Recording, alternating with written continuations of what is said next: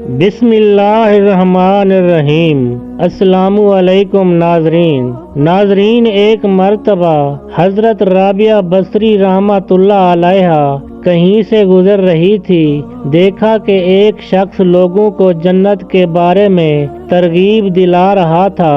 آپ رک گئیں اور فرمایا، میاں خدا سے ڈرو، تم لوگوں کو کب تک اللہ کی محبت سے غافل رکھو گے؟ تمہیں چاہیے کہ پہلے اپنے خدا کی محبت کی تعلیم دو، پھر جنت کا شوق دلاؤ۔ اس شخص نے جب آپ کی بات سنی تو ناک چڑھا کے تن کے بولا، او دیوانی، جا اپنا راستہ لے۔ حضرت رابعہ بصری رحمۃ اللہ علیہ کہنے لگی، میں تو دیوانی نہیں ہوں، ہاں تو نادان ضرور ہے کہ راز کی بات نہ سمجھ سکا۔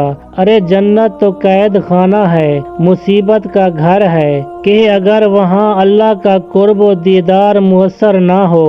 کیا تو نے آدم علیہ السلام کا حال نہیں سنا کہ جب تک ان پر خدا کا سایہ رہا کیسے آرام سے جنت میں میوہ خوری کرتے رہے، اور جب خطا کر بیٹھے اور شجر ممنوعہ کا پھل کھا لیا تو خدا کی شفقت کا سایہ سر سے اٹھ گیا، تو وہی جنت آدم علیہ السلام کے لیے مصیبت کا گھر اور قید خانہ بن کر رہ گئی تھی۔ پھر کہا کہ کیا تجھے ابراہیم خلیل اللہ کا حال معلوم نہیں کہ جب وہ محبت الہی پر پورے اترے اور آگ میں ڈالے گئے تو وہاں آگ ان کے لیے جنت و عافیت بن گئی۔ پہلے جنت کے مالک کی محبت پیدا کرو، پھر جنت میں جانے کی آرزو کرو۔ ایسی جنت میں جا کر کیا کرو گے جہاں تم پر اللہ کا سایہ نہ ہو؟